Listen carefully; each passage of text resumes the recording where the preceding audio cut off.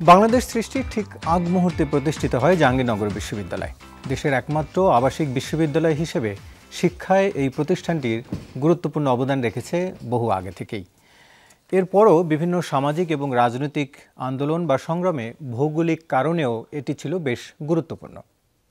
আজ আমরা ওপিনিয়নে এই বিশ্ববিদ্যালয়ের উপাচার্য ডক্টর মোহাম্মদ কামরুল হাসানকে আমন্ত্রণ জানিয়েছি আমাদের অনুষ্ঠানে। আর এই পুরো আয়োজনে আপনাদের সাথে আছি আমি রাসেল আহমেদ।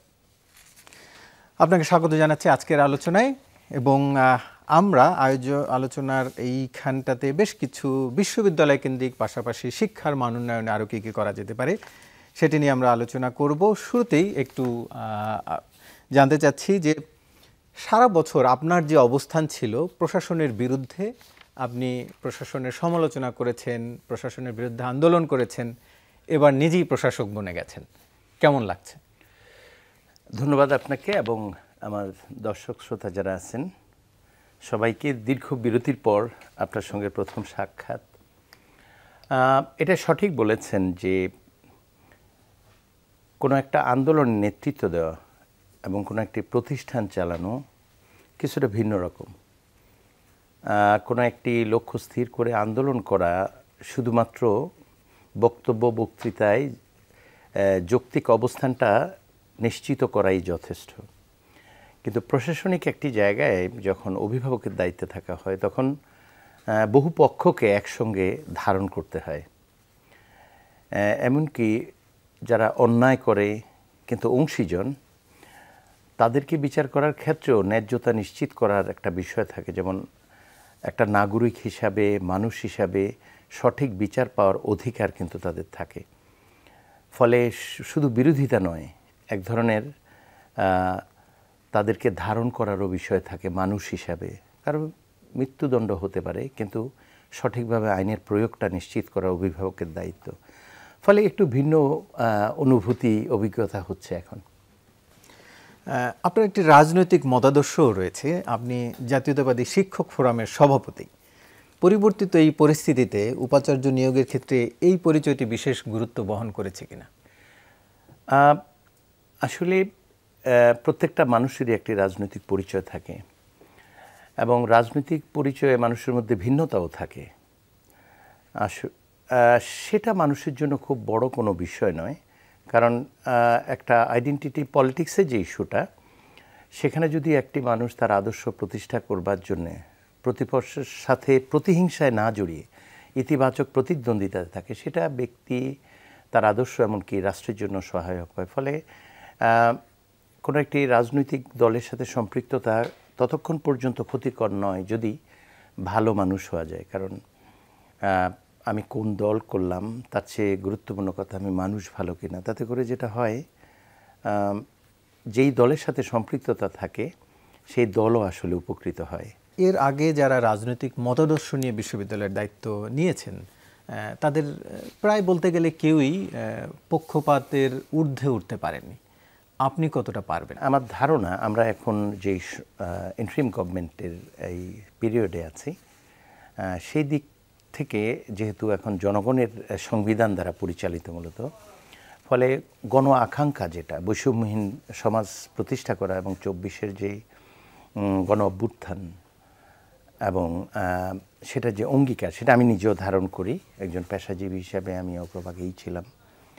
তো আমি মনে করি যে এখন যেই অবস্থাটা, এখানে সংস্কারের কিছু কাজ দলীয় সরকারের অধীনে করতে যেটা সংকট হয় সেটা অপেক্ষাকৃত কম। সেই জন্য আমার মনে হচ্ছে যে অন্য সময়ে উপাচার্যদের যেই সংকট ছিল এখন তুলনামূলক কম এবং সকলেই 24-এর এই গণ অভ্যুত্থানের যে চেতনা ধারণ করেই আগাচ্ছে। যেমন বাংলাদেশ জাতীয়তাবাদী দল 31 দফা এবং জাতীয় সরকারের যেই ভাবনাটা নিয়ে এসছে, এটা অত্যন্ত ইতিবাচক একটা দিক নিশ্চয়ই। এবং আওয়ামী লীগ যেভাবে দেশ এবং দল চালিয়েছে, দলের সঙ্গে সরকারের কোনো পার্থক্য ছিল না। 15 বছরে তাদের যেই জুলুম, নির্যাতন, গণতন্ত্রহীনতা, যেটা বিশ্ববিদ্যালয়কেও ধ্বংস করেছে। এবং উপাচার্য নিয়োগের ক্ষেত্রে আমরা দেখেছি দলীয় বিবেচনায় হওয়াতে যেটা হয়েছে, শিক্ষক নিয়োগও সেটা প্রভাব পড়েছে। এবং গণতান্ত্রিকভাবে বিশ্ববিদ্যালয় পরিচালিত হয় এটা জানেন স্বায়ত্তশাসিত প্রতিষ্ঠান। তারপরেও ঢাকা বিশ্ববিদ্যালয়ের একটা উদাহরণই যথেষ্ট, যেটা সব বিশ্ববিদ্যালয়ে বিরাজমান। সেটা হচ্ছে গত সিন্ডিকেট নির্বাচনে লেকচারার কিংবা অ্যাসিস্ট্যান্ট প্রফেসর থেকে সিন্ডিকেট একজন প্রার্থী খুঁজে পাওয়া যায়নি, অথচ 450 লেকচারার বা 500-র মতো নিয়োগ হয়েছে গত এক যুগে। তার মানে বোঝা যাচ্ছে যে নিশ্চয়ই ওই দলের আদর্শে বিশ্বাস করে এরকম অনেক মেধাবী শিক্ষার্থী আছে যারা শিক্ষক হিসাবে নিয়োগ পেয়েছেন, কিন্তু নিশ্চয়ই 500 জনের মধ্যে সব কজনই এক আদর্শ ক্ষেত্রে আসবেন, এটা বোধহয় নজিরবিহীন এবং ভাবনার বাইরে। ফলে বোঝাই যাচ্ছে যে আসলে কতটা দলীয় বিবেচনায় নিয়োগ হয়েছে। এগুলো থেকে বের হওয়া খুব কঠিন। কিন্তু এই সময় আমি যেটা মনে করি, এবং আমাদের সকলে মিলে এই গণ অভ্যুত্থানের পর যে পরিবর্তনটা এনে বিশ্ববিদ্যালয়গুলোতে সাজানোর চেষ্টা করছে, সেখানে আমার মনে হচ্ছে বিশ্ববিদ্যালয়ের উপাচার্য এবং প্রশাসনের একটা সুযোগ রয়েছে এবং কমিটমেন্ট থাকা উচিত। আর দ্বিতীয়টি হলো দলমত নির্বিশেষে প্রত্যেকেই এই অন্তর্বর্তীকালীন সময়টায় সংস্কারের যে কাজটি, এই কাজটি করবার সুযোগ দেওয়া উচিত। তাতে করে ভবিষ্যতে যারা আসবে সরকারে তাদের জন্য অনেক সহজ হয়ে যাবে। আগে যেটি দেখা যেত আওয়ামী লীগ বিরোধী যারা, তারা নির্যাতিত থাকতেন, এখন কি বিএনপি জামাত বিরোধীরা নির্যাতিত থাকবেন? এখন যে সরকার আছে অন্তর্বর্তীকালীন সরকার, এবং বলা হচ্ছে বৈষম্যবিরোধী ছাত্র আন্দোলনের সাথে যারা জড়িত তারা সরকারকে পরামর্শ দিচ্ছে, এবং এই সরকার এই আন্দোলনের ব্যানারেরই একটা প্রোডাক্ট, এতে কোনো সন্দেহ নেই। কিন্তু বিভিন্ন সময় তাদের বক্তব্যে যেটা পরিষ্কার করতে তারা চেষ্টা করেছে যে সরকার যদি এই অভ্যুত্থানের চেতনাকে ধারণ করতে ব্যর্থ হয় তারাও মাঠে কথা বলবে, কিন্তু তাদের বাইরেও অনেকেই আছে। ফলে ক্যাম্পাসগুলোতে আসলে সকলেরই একটি বিচরণ আছে এখন, এবং সাধারণ শিক্ষার্থীরা হচ্ছে এখানে সবচাইতে গুরুত্বপূর্ণ ভূমিকা পালন করছে, যারা কোনো ব্যানারে নেই। তাদের কথাই একটাই হচ্ছে যে সহাবস্থানের জন্য অন্যরা সবসময় আবেদন রাখত, তাদেরই এখন স্বাভাবিক বিচরণ এখন। ফলে কোনো অবস্থাতেই কোনো ধরনের হল দখল, ব্লক তৈরি করা, গণরুম তৈরি করা শিক্ষার্থী বান্ধব নয় এমন আচরণ তারা আশা করে না। ফলে আমার ধারণা সাধারণ শিক্ষার্থীদের এই আবেদন, এবং যারা বঞ্চিত ছিল আগে, যেটা আপনি বলছেন যে সংগঠনগুলোর সাথে ছাত্র সংগঠনের যে সম্পৃক্ততা আছে, তারাও কিন্তু এই ছাত্র জনতার আন্দোলনে অত্যন্ত সক্রিয় ছিল। ফলে আমার ধারণা এই আন্দোলনের চেতনা প্রত্যেককে স্পর্শ করেছে, কারো ক্ষেত্রে বেশি হয়েছে, কারো ক্ষেত্রে কম হয়েছে। ফলে এবং সেটা সুবিধা কিন্তু বিশ্ববিদ্যালয়গুলো পাচ্ছে, প্রত্যেকেই আসলে ওখানে বিচরণ করতে পারছে। শুধুমাত্র একটাই, যে আগের কোনো কালচার, সেটা গণরুম হোক বা অন্য কিছু হোক, যেটা জাহাঙ্গীরনগরের ক্ষেত্রে আপনারা লক্ষ্য করেছেন, আমরা প্রথমবারের মতো আমাদের প্রায় 2024 মানে সহাবস্থান আছে বলে আপনি? সহাবস্থান আছে, এবং প্রথম বর্ষে যারা এসেছে তাদের সকলকে স্ব আসনে আমরা আসলে ব্যবস্থা করতে পেরেছি এবং দিতে পেরেছি। এবং তার সঙ্গে আরেকটি র্যাগিং যে কালচারটা আছে, গণরুমের যে বিষয়টা আছে, এটা জাহাঙ্গীরনগর আসলে আমি কৃতজ্ঞতা জানাই আমার অংশীজন যারা আছে জাহাঙ্গীরনগরের ছাত্র, শিক্ষক এবং কর্মকর্তা কর্মচারী সকলের সহযোগিতায় এটাকে অনেকে নজিরবিহীন একটা অর্জন মনে করছেন। এবং র্যাগিংয়ের বিষয়টাও দু একটি বিচ্ছিন্ন ঘটনা ইদানিং শুনছি চেষ্টা হচ্ছে, কিন্তু সেটাকে প্রশাসন শক্ত হাতে দমন করছে। সাধারণ শিক্ষার্থীরাও এ ব্যাপারে অনেকটা ভিজিলেন্ট রয়েছে এবং তারা যথেষ্ট ইতিবাচক ভূমিকা পালন করছে। ফলে এই জায়গাগুলোতে অগ্রগতি হওয়াতে আমার মনে হচ্ছে এই মুহূর্তে কাউকে চিহ্নিত করা যাবে না।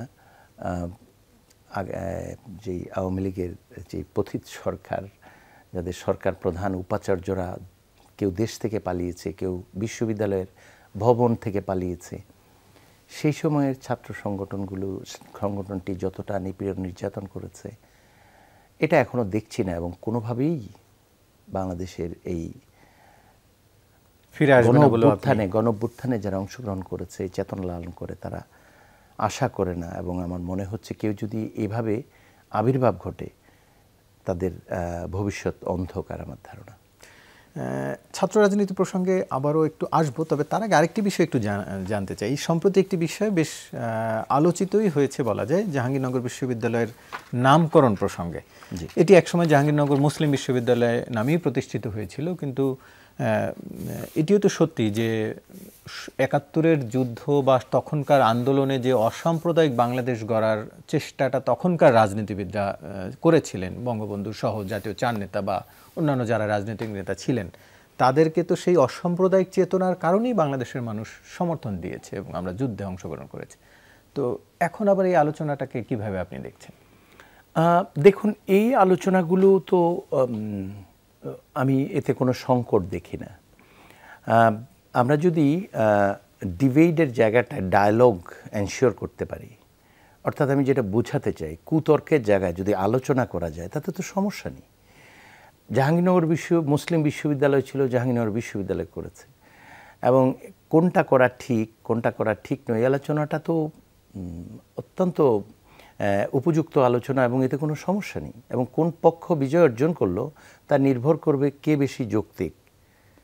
এবং আমি যেটা মনে করি যে আসলে আইডেন্টিটি পলিটিক্সের সবচেয়ে খারাপ দিক হচ্ছে নিজেরটা চাপিয়ে দেওয়া এবং অন্যটা না শোনার যেই মনোভাব, এটার বিরুদ্ধেই কিন্তু ২৪-এর গণঅভ্যুত্থান।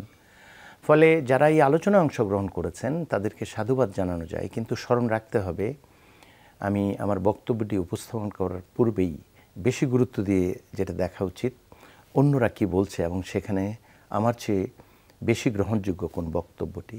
এতে করে একটা স্বাভাবিক সমাধান আসবে, এতে করে সংকটের কিছু নেই। এটার পরিণতি সবসময় ভালো, কারণ যেটা যৌক্তিক সেটাই প্রতিষ্ঠিত হবে, তাতে কোনো সমস্যা নেই। নাম আপনি কি পরিবর্তনের পক্ষে না বিপক্ষে? আমি পরিবর্তনের পক্ষ বা বিপক্ষ নয়। আমি মনে করি যে এই যে ডায়ালগটি হবে, এই ডায়ালগটি যে পক্ষ প্রতিষ্ঠিত হওয়া উচিত যৌক্তিকভাবে, তাদেরই প্রতিষ্ঠা পাবে, তারাই প্রতিষ্ঠা পাবে। এবং এই একজন যৌক্তিক আলোচনাকে গ্রহণ করার মানসিকতা যেহেতু আমার রয়েছে, ফলে আমি কোনো পক্ষ নই। আমি আসলে এই জায়গায় আপনি বলতে পারেন যৌক্তিকভাবে নিরপেক্ষতার জায়গায় থাকতে চাই অভিভাবক হিসাবে। যেটি আসবে সেটি আপনি, যেটা ন্যায্যতায় আসবে সেটাই। ছাত্র রাজনীতির প্রসঙ্গে আবারও ফিরবো, তবে তার আগে একটি বিরতি নিয়ে আসতে চাই। দর্শক, ছোট্ট একটি বিরতির পর আবারও ফিরছি, সঙ্গেই থাকুন।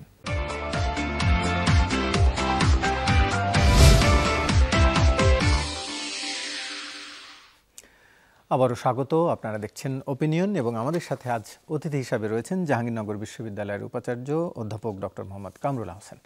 আবার আমরা আলোচনায় ফিরছি। একটু ছাত্র রাজনীতি প্রসঙ্গে জানতে চাই। জুলাই আন্দোলনে শিক্ষার্থীদের যে ৯ দফা ছিল তার মধ্যে অন্যতম একটি দাবি ছিল যে লেজুর ভিত্তিক ছাত্র রাজনীতি নিষিদ্ধের প্রসঙ্গে। এটি শিক্ষার্থীদের একটি দাবি ছিল। আমরা দেখছি যে জাহাঙ্গীরনগর বিশ্ববিদ্যালয়ে ৫ আগস্টের পরে শিক্ষার্থীদের একটি অংশ সেই ছাত্র রাজনীতি বন্ধের পক্ষে তারা আবেদন জানিয়েছে, এবং আন্দোলনের যেহেতু আপনি সমর্থক বা শুভাকাঙ্ক্ষী হিসাবে আপনার কাছে তাদের প্রত্যাশাটাও বেশি। কিন্তু শিক্ষার্থীদের অভিযোগ যে এবারও প্রশাসন তুলনামূলকভাবে নীরব, মানে অতটা সরব নয়।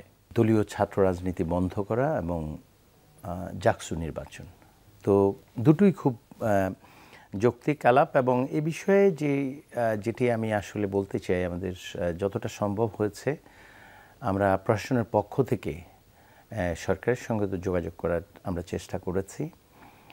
এবং আমরা যেহেতু জাহাঙ্গীরনগর বিশ্ববিদ্যালয়ে অ্যাক্ট ৭৩ যেটা রয়েছে অধ্যাদেশ, সেটা দ্বারা বিশ্ববিদ্যালয় পরিচালিত। আবার একই সঙ্গে যেটা গুরুত্বপূর্ণ বিষয়, ২৪-এর যেই গণ অভ্যুত্থান ছাত্র জনতার, যেখানে প্রায় ২,০০০ মানুষ প্রাণ দিয়েছে, সেটা কিন্তু এই ৭৩-এর অ্যাক্টে পরিচালিত বিশ্ববিদ্যালয়ের কর্মকাণ্ডের বিরুদ্ধেই কিন্তু দাঁড়িয়েছে। ফলে we are in a dilemma. এমন একটি জায়গায় বিশ্ববিদ্যালয়ের প্রশাসক হিসাবে যে কাজটি করা উচিত সেটা হচ্ছে we need to strike A balance. এবং এখানে যে কাজটি করা উচিত আমরা মনে করি সেটা হচ্ছে যে অ্যাক্ট দ্বারা বিশ্ববিদ্যালয় পরিচালিত, সেই অ্যাক্টের যদি কোনো ত্রুটি থাকে এবং সেটার কারণে যদি প্রকৃত লক্ষ্য অর্জনে আমরা বাধাগ্রস্ত হই, সেই জায়গাটায় উত্তরণ ঘটানো প্রয়োজন। আরেকটি হচ্ছে ছাত্র রাজনীতি বন্ধ করার যে প্রস্তাবটি আছে সেটি আসলে অ্যাক্টের যেই জায়গাটিতে যেহেতু শিক্ষার্থীরাও রাষ্ট্রের ভোটার এবং মত প্রকাশের বিষয়টা মানবাধিকার এবং সংবিধান আসলে নির্ধারিত একটি অধিকার মানুষের, ফলে শিক্ষার্থীরা কেউ যদি রাজনীতির এই বয়ানটা নিয়ে আসে, রাজনীতি করতে চায়, কথা বলতে চায়, মত প্রকাশের স্বাধীনতার কথা বলে, সেটাও গুরুত্বপূর্ণ বিষয়। তো সেক্ষেত্রে আমাদের যেই পরামর্শ, আমরা বিভিন্ন স্টেকদের সঙ্গে কথা বলে, বিশেষ করে ছাত্রদের সবার সঙ্গে এখনও আমাদের ওভাবে ফর্মালি এই বিষয় নিয়ে বসা হয়নি, আমরা আসলে অগ্রগতি অর্জন করছি যাতে সফল আলোচনা হয়। সেখানে আমাদের যে আন্ডারস্ট্যান্ডিংটা আমরা দেখলাম যে শিক্ষার্থী, আমাদের দেশে মহান মুক্তিযুদ্ধ বলুন, 90-এর স্বৈরাচার বিরোধী আন্দোলন বলুন, সেখানে ছাত্রদের ভূমিকা অসাধারণ।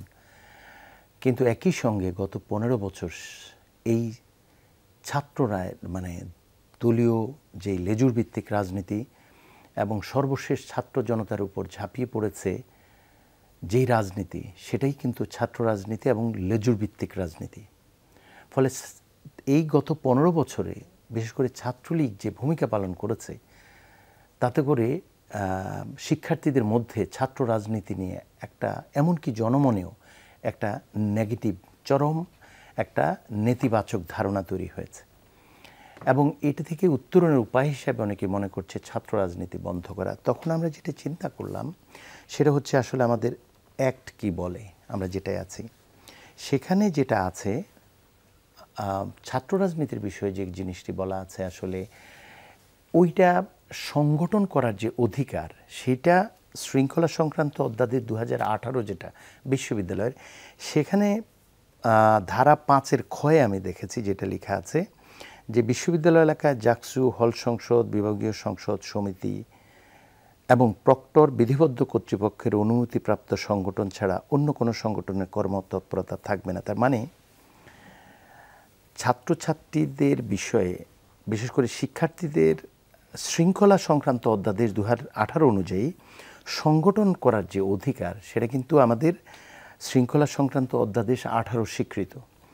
ফলে এই অধ্যাদেশ যেটা বলে সেই অনুযায়ী, এবং 73-এর অধ্যাদেশ যেটা হচ্ছে বিশ্ববিদ্যালয়ের শিক্ষার্থীরা যেহেতু প্রাপ্তবয়স্ক এবং তারা রাষ্ট্রের ভোটার, এবং মত প্রকাশের স্বাধীনতা যেটা, সেটা কিন্তু মানবাধিকারের সাথে জড়িত। ফলে আমরা দেখেছি অধ্যাদেশের যে স্পিরিট এবং শৃঙ্খলা সংক্রান্ত অধ্যাদেশ 2018-তে সংগঠন করার যে অধিকার, এই দুটোর বিবেচনায় আমাদের মনে হয়েছে গত 15 বছরের এই দস্যুপনার এই জায়গাটা যেমন খেয়াল রাখতে হবে, তেমনি সংগঠন করার অধিকার যেটা, সেটাকেও কোনো না কোনোভাবে স্বীকৃতি দিতে হবে। সেই জন্য আমরা যেটা ভেবেছি, যেটা শিক্ষার্থীদের সঙ্গে অবশ্যই আমাদের মত বিনিময় হবে এবং একটি সফল আলোচনার ভিত্তিতেই কিন্তু আমরা আগাবো। কিন্তু আমরা যা ভাবছি সেটা হচ্ছে কোনো ছাত্র সংগঠন কোনো রাজনৈতিক দলের লেজুর ভিত্তিক হবে না, কারণ লেজুর ভিত্তিক হওয়ার কোনো বক্তব্য কিন্তু এই শৃঙ্খলাবদ্ধী যে শৃঙ্খলা সংক্রান্ত অধ্যাদেশ 2018 সেটা বলা হয়নি।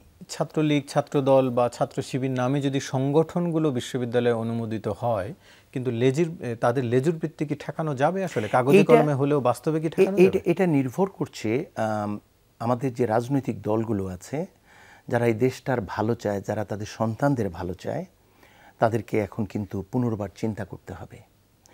শুধুমাত্র আমরা দেখেছি ক্ষমতায় গিয়ে দীর্ঘ সময় থাকার পর গণভবনের ইটগুলো যখন খুলে ফেলে, তখন আমাদের একটা মেসেজ নেওয়া উচিত যে operation is not sustaining way. ফলে আমরা মানুষের কথা বুঝতে হবে। মানুষের এই আন্দোলনের মূল চেতনা হচ্ছে বৈষম্যহীন একটি ব্যবস্থা। কোনো ধরনের অস্থিরতা ভবিষ্যতে ক্ষমতায় যারা আসবে তাদের জন্য এই যে সংস্কারের কাজগুলো, এগুলো যদি না হয়, সবচেয়ে বেশি বেনিফিটেড হবে সেই সংগঠনই যারা সঠিক নির্বাচনের মাধ্যমে দেশ শাসন করবে। এবং এই কাজগুলো যদি এখন আমরা এই সংস্কারের কাজগুলো করতে পারি, তাহলে দেশ এবং পরবর্তী সরকার লাভবান হবে। ফলে আমি মনে করি ছাত্র সংগঠনের যে লেজুর ভিত্তিক বিষয়টা, এটা একটা দলের কোনো প্রয়োজন নেই। আপনি দেখুন, তার মানে এটি তো তাদের সদিচ্ছার উপরই আসলে আবারও নির্ভর করতে হবে। নিশ্চয়ই সদিচ্ছা। আপনি দেখুন আওয়ামী লীগের কি প্রয়োজন ছিল ছাত্রলীগকে ব্যবহার করার? তো ছাত্রলীগকে ব্যবহার না করে যদি ছাত্র জনতার দাবিটা যথাসময় মেনে নেওয়া হয়তো জুলাইয়ের 1 তারিখে, কিংবা পেনশন স্কিমের যে আমরা এই সংগ্রামটি করলাম, যথাসময়ে এই ঝামেলাটা না পাকিয়ে গ্রহণ করা হতো, ইতিহাস অন্যভাবেও লেখা হতে পারত। আপনি 24-এর আপনি নির্বাচনটা দেখুন না, নির্বাচনে যদি অংশগ্রহণ করানো সম্ভব হইতো গণতান্ত্রিক প্রক্রিয়ায়, এভাবে একজন প্রধানমন্ত্রীকে পালিয়ে যেতে হতো না। ভিসিরা পৃথিবীর কোনো বিশ্ববিদ্যালয়ে আপনি শুনেছেন যে পালিয়ে গেছে? এটা হতো না। ফলে আমি মনে করি যে কথাটা আসলে আমি মূলত বলতে চাই, রাজনৈতিক দলগুলোকে এখন এই দে শুড লার্ন আরো অনেকগুলো বিষয় আমার হাতে রয়েছে। আমি একটু আরেকটি বিষয় জানতে চাই যে ৩৫ বছরের পর শিবিরের আত্মপ্রকাশ জাহাঙ্গীরনগর বিশ্ববিদ্যালয়। আওয়ামী লীগ তো ক্ষমতায় ছিল কেবল ১৬ বছর, বা এই টার্মের কথা বলছি। এর আগে অন্য দল ক্ষমতায় ছিল, কিন্তু শিবিরের আত্মপ্রকাশ ঘটেনি। তার মানে কি যে এই প্রথম শিবিরের প্রকাশ পাওয়ার মতো কোনো প্রশাসন আসলো বিশ্ববিদ্যালয়ে? আপনি সঠিক বলেছেন। এই ইস্যুটা এসেছে যেহেতু আমরা জাকসু দীর্ঘদিন সেই আমরা 92-92 সেই গল্প আমরা তখন দেখেছি। জাকসু নির্বাচন হতে, একাধিক জাকসু নির্বাচন ছাত্র অবস্থায় আমি দেখেছি। যেহেতু 24-এর গণ অভ্যুত্থানের পর শিক্ষার্থীরা শিক্ষা প্রতিষ্ঠানে ছাত্রদের প্রতিনিধিত্ব যথাযথভাবে নিশ্চিত করতে চায় এবং তারা মনে করে যে ছাত্র সংসদ নির্বাচনের মাধ্যমেই হল এবং কেন্দ্রীয় ছাত্রদের প্রতিনিধিত্ব সিনেটে এনশিওর করার মাধ্যমে তাদের স্বার্থ সংরক্ষণ করা অধিকতর মানে সহায়ক এবং সম্ভব। সেই জন্য জাকসুর ইস্যুটা আসছে। এখন প্রশ্ন হচ্ছে যে জাকসু নির্বাচনের জন্য আমরা বিভিন্ন অংশীজন, বিশেষ করে সংগঠনের প্রতিনিধিদের সঙ্গে কথা যখন আসলো, তখন স্বাভাবিকভাবেই ছাত্র শিবির, যেটা দীর্ঘদিন যাবৎ ৩৫ বছর যাবৎ অনুপস্থিত এবং আমরা যেভাবে জেনে আসছি অনেকেই বলছেন যে নিষিদ্ধ, তারা এই আন্দোলনে ঢাকা বিশ্ববিদ্যালয়ে জানেন তাদের কমিটি এবং আত্মপ্রকাশ, এই সব কিছুই আমরা জানি। আমাদের এই আলোচনার প্রেক্ষিতে জাহাঙ্গীরনগর বিশ্ববিদ্যালয়ের ছাত্র শিবির তাদের প্রতিনিধিত্বের বিষয়টা সামনে নিয়ে আসে এবং বিজ্ঞপ্তির মাধ্যমে তাদের 3 জন সভাপতি, সম্পাদক এবং প্রচার সম্পাদকের মাধ্যমে 2 জনের নাম আমরা জানি। তো এই বিষয়টা আসার পর আমরা যেটা খেয়াল করেছি যে নিষিদ্ধের যে গল্পটা, সেটা মানে যেই সিদ্ধান্তটা হয়েছে সেটা হচ্ছে সেপ্টেম্বরের 25 তারিখ 1989-তে সিন্ডিকেট সভার সিদ্ধান্ত আমি দেখেছি এবং সেখানে 7টি দাবি করা হয়েছিল হাবিবুর রহমান কবির হত্যাকাণ্ডের। ছাত্র শিবির হাবিবুর রহমান কবিরকে হত্যা করে এবং সেই জন্য ওই সময়ের 22টি ছাত্র সংগঠন, ছাত্র ঐক্য প্রশাসনের কাছে 7টি দাবি তুলে ধরে এবং 7টি দাবির মধ্যে আমি দেখেছি তৃতীয় দাবিটি ছিল ছাত্র শিবির নামধারী সশস্ত্র ফ্যাসিস্ট সংগঠনটির রাজনীতি ক্যাম্পাসে নিষিদ্ধ ঘোষণা করতে হইবে। বাকি যেই 7টা দাবি রয়েছে সেখানে সবগুলো দাবিরই ইতিবাচক একটা সিদ্ধান্তে এসেছে প্রশাসন, কিন্তু এ বিষয়ে প্রশাসন বলেছে বিশ্ববিদ্যালয়ের আওতা বহির্ভূত বিধায় এ ব্যাপারে কোনো ব্যবস্থা গ্রহণ সম্ভব নয়। বিশ্ববিদ্যালয়ের প্রশাসন এটা বলেছে। সিন্ডিকেট অত্যন্ত শক্তিশালী নীতি নির্ধারণী বডি সিন্ডিকেট বিশ্ববিদ্যালয়ের। তো আমাদের বক্তব্য এটা ছিল যে যখন এই আলোচনাটি এসছে আমরা এটা যাচাই করে দেখলাম যে এই যে ঘটনাটি ঘটছে হত্যাকাণ্ডের, সেখানে ছাত্র সংগঠনের যে দাবিটা ছিল সেগুলো সর্বদলীয় ছিল 22টি সংগঠনের, কিন্তু প্রশাসন এই এখতিয়ার রাখে না যে শিবির নিষিদ্ধ হবে কি হবে না, বরং একজন শিক্ষার্থী হিসাবে যেই অন্যায় করেছে সেটা শাস্তির জন্য তদন্ত কমিটি হয়েছে এবং বিশ্ববিদ্যালয় বলেছে তদন্ত কমিটি রিপোর্ট পাওয়ার পর বিশ্ববিদ্যালয়ের প্রচলিত নিয়ম অনুযায়ী প্রয়োজনীয় ব্যবস্থা গ্রহণের সিদ্ধান্ত গৃহীত হয়েছে এবং যাত্রী ছাউনির নাম করা হবে কবিরের স্মরণে, সেটাও রাজি হয়েছে। কবিরের নামে একটি তোরণ নির্মাণ করা হবে, এই দাবিও মেনেছে। একটি লাইব্রেরি প্রতিষ্ঠা করা হবে, সেটাও মেনেছে। নিষিদ্ধ নয় বলে তারা এখন ফিরে এসেছে। এখন প্রশ্ন হচ্ছে 22টি ছাত্র সংগঠন, তখন সর্বদলীয় ছাত্র সংগঠনের এই দাবি ছিল। বিশ্ববিদ্যালয় প্রশাসন এই রাজনীতি থাকবে কি থাকবে না এই ব্যাপারে মন্তব্য করবার অথরিটি নয়, কারণ ছাত্র সংগঠন থাকবেই থাকবে না এই সিদ্ধান্ত দিতে পারে না। কিন্তু অপরাধের যে অন্য জায়গাগুলো সেখানে প্রত্যেকটি জায়গা প্রশাসন অ্যাড্রেস করেছে। ফলে আমাদের অবস্থান হচ্ছে এটা, নিশ্চয়ই আপনি প্রশ্ন করবেন এটা জানতে, যে প্রশাসক হিসাবে মানে আমাদের যে বক্তব্য সেটা আগের সিন্ডিকেটের যে বক্তব্য সেটার বাইরে যাওয়ার কোনো সুযোগ নেই, কারণ প্রশাসক হিসাবে এখানে আমরা এভাবেই কথা বলবো। কিন্তু আমি মনে করি যে যেহেতু 22টি সংগঠনের ঐক্যবদ্ধ দাবি ছিল এটা, ফলে এখনকার একটা পরিবর্তিত পরিস্থিতি হয়েছে। এই পরিস্থিতিতে ছাত্র শিবির এই গণ আন্দোলনে তাদের কন্ট্রিবিউশনের বিষয়টি ছাত্র জনতার এই জায়গাটায় আমরা সকলেই দেখেছি।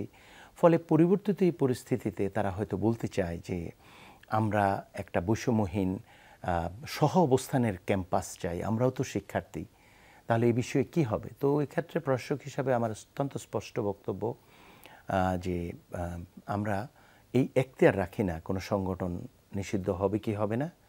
এটা যেহেতু রাজনৈতিক একটা ইস্যু, রাজনৈতিকভাবেই এটা অ্যাড্রেস করা জরুরি। ফলে সংশ্লিষ্টরা আলোচনার মাধ্যমে যে প্রক্রিয়ায় বিবাদমান ছিল একই প্রক্রিয়ায় তারা এই বিষয়টি সমাধান করবে এবং প্রশাসন সেই সমাধানটাকেই আসলে বুঝতে পারছি। অর্থাৎ আপনি প্রশাসনিক সমাধানের চেয়ে রাজনৈতিক সমাধানটিকে গুরুত্ব দিচ্ছেন, যেহেতু আগেও রাজনৈতিকভাবেই সমাধানটি ছিল। আমরা আবারও আলোচনায় ফিরবো, তবে তার আগে একটি বিরতি নিয়ে আসতে চাই। দর্শক, ফিরছি আবারও, সঙ্গেই থাকুন।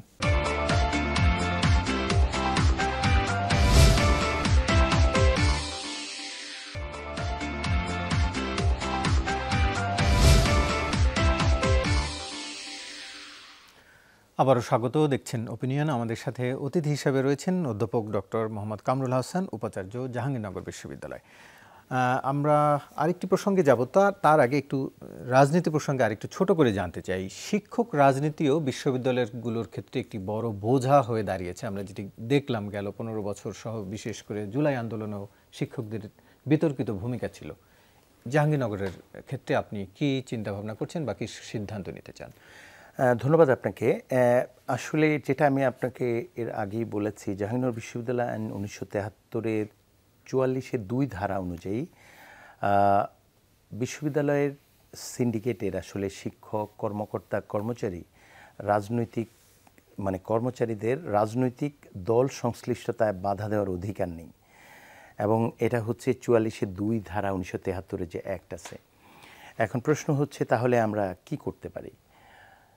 যেহেতু অ্যাক্টে তাদেরকে এই সুযোগটা দেয়া আছে, আমরা যতক্ষণ এই অ্যাক্ট দ্বারা পরিচালিত হবে ওইটা করা যাবে না। আমরা দেখেছি শিক্ষক, কর্মকর্তা, কর্মচারীদের রাজনীতি আমাদের বিশ্ববিদ্যালয়ে প্রতিষ্ঠার যে প্রকৃত লক্ষ্য, জ্ঞান উৎপাদনের যে প্রকৃত লক্ষ্য, সহাবস্থান এবং আমরা দেশে কর্মক্ষম এবং উপযুক্ত গ্র্যাজুয়েট প্রডিউস করার যে লক্ষ্য, সেই জায়গাটায় আমরা খুবই ব্যর্থ হয়েছি। সেখানে চাঁদাবাজি, হল দখল, সন্ত্রাস, ধর্ষণ কি না হয়েছে, এবং শিক্ষক, কর্মকর্তা, কর্মচারীদের মধ্যেও এই রাজনীতির বিষয় নিয়ে জনমনে ব্যাপক ক্ষোভ আছে। আমার ধারণা যে 73-এর অ্যাক্টের এই জায়গাগুলো, যেখানে আমাদের অভিজ্ঞতা বলছে যে এই স্বাধীনতাটা ভোগ করার নামে যেই বিচ্যুতিগুলো হচ্ছে, প্রত্যাশার ক্ষেত্রে যে প্রতিবন্ধকতা তৈরি করছে, সেই জায়গাগুলোতে সংস্কার খুবই জরুরি। কিছু জায়গায় যতক্ষণ না সংস্কার হবে এটি বলবার কোনো এখতিয়ার প্রতিষ্ঠান প্রধান হিসাবে আমার নেই। তবে আমি বিশ্বাস করি যে আমাদের শিক্ষা সংস্কার কমিশন হওয়াটা জরুরি ছিল। আমাদের 10টা কমিশন হয়েছে, সেটা সবচেয়ে বেশি গুরুত্বপূর্ণ ছিল, যেখানে ইতিহাস বিকৃতি, পাঠক্রম, আমাদের শিক্ষা কমিশনগুলোর যে দীর্ঘদিনের ব্যর্থতা এবং 2010-এর যে শিক্ষানীতি সেটারও ইমপ্লিমেন্টেশনে যে চরম শৈথল্য, এবং আমরা অনেক জায়গায় আটকে গেছি, সেই জায়গাগুলোতে আমার মনে হচ্ছে এই ইন্টারিম গভর্নমেন্ট এবং এই কমিশন গঠন করার ক্ষেত্রে এদিকে নজর দেওয়াটা একটু জরুরি। এবং সেখানে যদি বিশ্ববিদ্যালয়ের এই স্বায়ত্তশাসিত প্রতিষ্ঠানগুলো, যেগুলো 4টি বিশ্ববিদ্যালয় তাদের অ্যাক্টে চলে, সেখানে প্রয়োজনীয় সংস্কার যদি না হয়, তাহলে আমি মনে করি 24-এর যে গণঅভ্যুত্থান এবং এই অর্ধশত বছরে মানুষের যে আন্ডারস্ট্যান্ডিং, যেই স্বাধীনতা, স্বায়ত্তশাসন কিংবা নানা নামে আমরা যেই সুযোগগুলো নিয়েছি, এগুলোর যে ইতিবাচক ব্যবহার সেটা না করে এটাকে আসলে সুযোগ হিসাবে নিয়েছি, সেই জায়গাগুলোতে মনে হয় একটু পরিবর্তন করার সময় এসেছে। এবং আমি বিশ্বাস করি এটা হলে, পরিবর্তন হলে বিশ্ববিদ্যালয়ের প্রশাসক হিসাবে আমাদের সকলের পক্ষে এই ধরনের পদক্ষেপ নেওয়া আরও সহজ হবে। জি, আরেকটি বিষয়, 5ই আগস্টের পরে 1.5 মাস পর ছাত্রলীগ নেতা শামীম হত্যাকাণ্ডের ঘটনা ঘটল, সারা দেশে বেশ আলোচিত ছিল। বিষয় হচ্ছে, এবং ওই দিন তাকে প্রক্টর অফিসে সবশেষে প্রথম 2 দফা মারধরের পর প্রক্টর অফিসের একটি কক্ষেও 3য় দফায় পেটানো হয়েছে। বিশ্ববিদ্যালয় প্রশাসন এরই মধ্যে তদন্ত কমিটির মাধ্যমে কয়েকজন শিক্ষার্থীকে বহিষ্কার করেছে। জানতে চাচ্ছি, তদন্তে কি প্রশাসনিকভাবে কারো সংশ্লিষ্টতা বা গাফিলতির কোনো তথ্য বা প্রমাণ পেয়েছেন? তদন্ত কমিশন আসলে এখনও রিপোর্টটা দিতে পারেনি, আরেকটু বেটার তদন্তের জন্য একটু সময় চেয়ে নিয়েছে। তো আমরা যেটা করেছি, তাৎক্ষণিকভাবে প্রক্টোরিয়াল বডি তাদের যে ইয়েটি ছিল, প্রক্টোরিয়াল রিপোর্ট যেটা ছিল, এবং সেটা ভিডিও ফুটেজের মাধ্যমে সেখানে যাদের আমরা চিহ্নিত করতে পেরেছে আমাকে রিপোর্ট দিয়েছে, আমরা আইনের যথাযথ প্রয়োগ যেটাকে বলে সেটা করেছি। বিশ্ববিদ্যালয়ের আইনে বহিষ্কার করা হয়েছে, এবং শুধু বহিষ্কার নয়, মামলাও করা হয়েছে। এবং তাদের মধ্যে 2 জন আমরা দেখেছি যে এখন কারাবরণ করছে, জেলে আছে।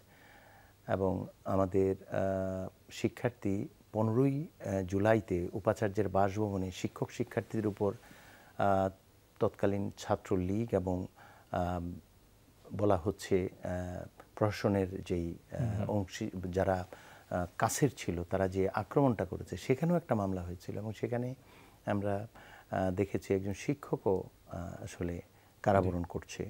ফলে জাহাঙ্গীরনগর বিশ্ববিদ্যালয়ে আমরা যে কাজটি করার চেষ্টা করছি, কতটা সফল হচ্ছে আপনারা ভালো বলতে পারবেন।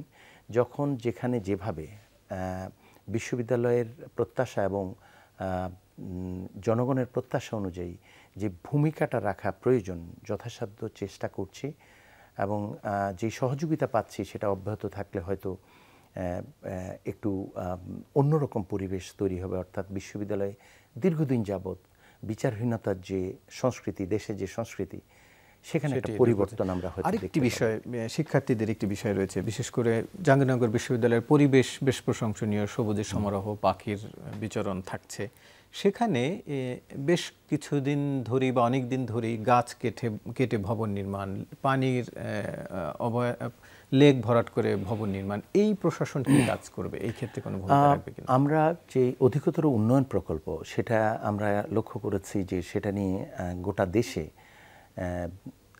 মানে যে প্রকল্পগুলো হচ্ছে, এই প্রকল্পগুলো আসলে ভবন নির্মাণের দিকেই মনোযোগ ছিল। আসলে প্রাণ প্রকৃতি রক্ষা করে মাস্টার প্ল্যান অনুযায়ী সেটা করছে না, এক। দ্বিতীয়টা হচ্ছে, এই ভবন নির্মাণের ক্ষেত্রে আমরা দেখেছি ছাত্রলীগের কেন্দ্রীয় সভাপতি, সাধারণ সম্পাদক ব্যাপকভাবে মিডিয়া এসছে অর্থ কেলেঙ্কারি এবং এই ধরনের জাহাঙ্গীরনগর বিশ্ববিদ্যালয়ে কর্মে যে বাধাগ্রস্ত করেছে, এবং এই যে পার্সেন্টেজ নেওয়ার যে অভিযোগ আসছে, সেটা আপনারা দেখেছেন।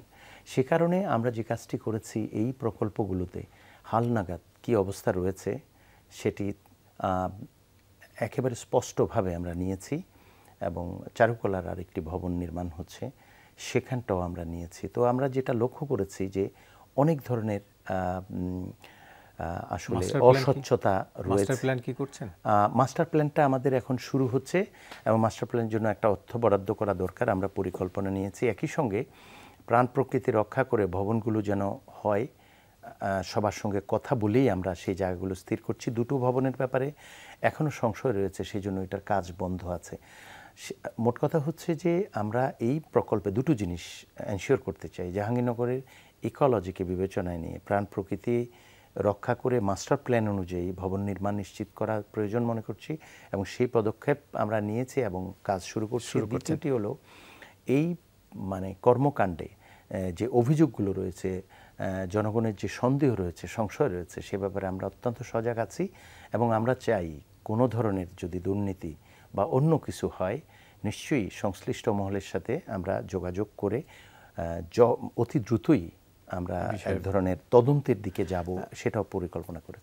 আরেকটি বিষয় হচ্ছে যে জাহাঙ্গীরনগর বিশ্ববিদ্যালয়ের বিভিন্ন সময়ে ধর্ষণের ঘটনা, সন্ধ্যার পরে মাদকের আড্ডা, এই ধরনের অভিযোগ রয়েছে, বিভিন্ন সময় ঘটনাগুলো ঘটেছে। আপনি প্রশাসক হিসেবে এই বিষয়গুলোকে খেয়াল রাখছেন কিনা? আমরা শুরু থেকেই আমরা যেই ঘোষণাটা দিয়েছি, প্রক্টরিয়াল বডিকে যেই পরামর্শ দিয়েছি, তা হলো র্যাগিং, মাদক, এইসবের বিরুদ্ধে আমরা র্যালি করেছি অংশীজনদের নিয়ে, এবং আমরা যেটা এনশিওর করতে চাচ্ছি প্রত্যেকটি হলে এবং বিভিন্ন একাডেমিক ভবনে বা মুক্ত মঞ্চ সহ অডিটোরিয়াম এলাকায় অবাধে এইগুলো হতো গত 15 বছর। আপনারা জানেন এটার একটি নেক্সাস রয়েছে এবং রিজিম চেঞ্জ হয়েছে, কিন্তু সব মানুষ কিন্তু পরিবর্তন হয়নি। কোনো কোনো ক্ষেত্রে এমনও হয়েছে যে আমরা নিজেরাও অনেকেই কিন্তু শুধু নাম পরিবর্তন হয়েছে, কিন্তু আমাদের স্বভাব মূল্যবোধের পরিবর্তন হয়নি। ফলে বিক্ষিপ্তভাবে কিছু ঘটনা ঘটছে, কিন্তু আমরা খেয়াল রাখছি। তবে আমাদের আশার কথা হচ্ছে এটা যে বিশ্ববিদ্যালয়ের সাধারণ শিক্ষার্থীদের মধ্যে এত বেশি সচেতনতা, এমনকি আমাদের সাংবাদিক সমিতি এরকম কোনো ঘটনা ঘটলে সরাসরি আমাকে ফোন আলাপের মাধ্যমে অবহিত করছে এবং আমরা তাৎক্ষণিকভাবে ব্যবস্থা নিচ্ছি। আশা করি দীর্ঘদিনের জঞ্জাল, হয়তো 15 বছরের জঞ্জাল 15 দিনে শেষ হবে না, কিন্তু আমরা যেই দৃষ্টিভঙ্গি নিয়ে এবং সকলের সহযোগিতা নিয়ে এগুচ্ছি, আমার ধারণা ইতিবাচক ফলাফল আসার সম্ভাবনা রয়েছে। শেষ প্রশ্ন করতে চাই যে 55 বছর বিশ্ববিদ্যালয়ের বোধহয় বয়স পার হলো, কিন্তু আন্তর্জাতিক র্যাঙ্কিংয়ে খুব একটা জাহাঙ্গীরনগরের অবস্থান দেখা যাচ্ছে না। আপনি কোথায় নিয়ে যেতে চান বিশ্ববিদ্যালয়টিকে? আপনাকে একটি বিষয় বলি, টাইমস হায়ার যেই মানে ইউনিভার্সিটি র্যাঙ্কিং যেটা, এটাই গত 2 বছর আমরা প্রথম। আপনি বোধহয় এটা খেয়াল করেননি। জাহাঙ্গীরনগর বিশ্ববিদ্যালয়, এই প্রশ্নটা হতে পারে যে এটা টাইমস হায়ার যে ইউনিভার্সিটি র্যাঙ্কিং, এটা আপনি গুগল করলে পাবেন। এবারও আমরা ফার্স্ট, এবং বলাই ভালো ফিলসফার, গত বছর ফিলসফি জাহাঙ্গীরনগর ইউনিভার্সিটির বাংলাদেশে প্রথম হয়েছে। তো টাইমস হায়ার র্যাঙ্কিংয়ে বেশ কয়েকটি ইউনিভার্সিটি একসঙ্গে হয়েছে, আপনি গুগল করলে আজকে জানবেন। এবং গত বছরও আমরা হয়েছি, এবছরও 5টি আছি। আমি বলতে চাই না প্রত্যাশিত 2টি বিশ্ববিদ্যালয় এই 5টির মধ্যে নেই। তো আমার ধারণা গত 15 বছরে বিশ্ববিদ্যালয়কে এই শিক্ষার্থী যারা মেধায় নিজেদের প্রমাণ করে গ্রামান্তর থেকে কৃষক, মধ্যবিত্ত শ্রেণীর মানুষের সন্তানরা আসে, তাদেরকে রাজনীতির এই রঙিন স্বপ্নে ঢুকিয়ে মাদক, সন্ত্রাস এবং অর্থের মধ্যে যুক্ত করে ছাত্র সমাজকে যেমন ধ্বংস করেছে, জাহাঙ্গীরনগরের বাইরে আমি বলছি না, ঠিক তেমনিভাবে দলীয় বিবেচনায় শিক্ষক নিয়োগ দেওয়ার মাধ্যমে শিক্ষকদের পক্ষ থেকে যেই গবেষণা এবং বিশ্ববিদ্যালয়ে পাঠদানের যে আগ্রহ এবং যে দায়িত্ব পালন করার জায়গাটা, এটা পিছিয়ে যাওয়ার কারণে র্যাঙ্কিংয়ে পিছিয়ে যাচ্ছে। এবং এই রাষ্ট্র ব্যবস্থার যেই সংস্কার যদি না হয়, বিশ্ববিদ্যালয়ে আপনারা এটা অর্জন করতে পারবেন না। তবে এটা একটা আনন্দের বিষয় যে গত 2 বছর এবারও 5টি বিশ্ববিদ্যালয় যৌথভাবে প্রথম হয়েছে, যেখানে ঢাকা শহরে আপনি শুনে খুশি হবেন যে এই এলাকায় জাহাঙ্গীরনগর ইউনিভার্সিটি আছে এবং প্রাইভেট বিশ্ববিদ্যালয় আছে, কিন্তু বড় অনেকগুলো প্রত্যাশিত বিশ্ববিদ্যালয় নেই যাদেরকে আমরা মাথায় রাখি। তো আমার ধারণা অন্যান্য যে কিউএস সহ অন্যান্য আরও যে হিসাব র্যাঙ্কিংগুলো থাকে, সেখানে খুব একটা অবশ্য আপনি এটা দেখতে পারেন। তবে আমাদের গবেষণার জায়গাটায় অগ্রগতি আছে জাহাঙ্গীরনগর বিশ্ববিদ্যালয়। তবে যেটা ওখানে যে 500 বিশ্ববিদ্যালয়ের তালিকা যদি দেন, সেটাই প্রশ্ন করা যায় যে বাংলাদেশ কেন নেই, যেখানে ভারত, পাকিস্তান, নেপালের মতো জায়গায় বিশ্ববিদ্যালয় খুঁজে পাওয়া যায়। আমরাও আশা করি নিশ্চয়ই বিশ্ববিদ্যালয় প্রশাসনকে আপনি অনেক দূর একটি প্রশংসার জায়গায় নিয়ে যাবেন এবং বিশ্ববিদ্যালয়টিকে ভালো একটি জায়গায় নিয়ে যাবেন। আপনাকে ধন্যবাদ আমাদের সাথে যুক্ত হওয়ার জন্য। আপনাকেও ধন্যবাদ। দর্শক, এই ছিল আমাদের আজকের ওপিনিয়নের আয়োজন। এতক্ষণ সাথে থাকার জন্য ধন্যবাদ সবাইকে।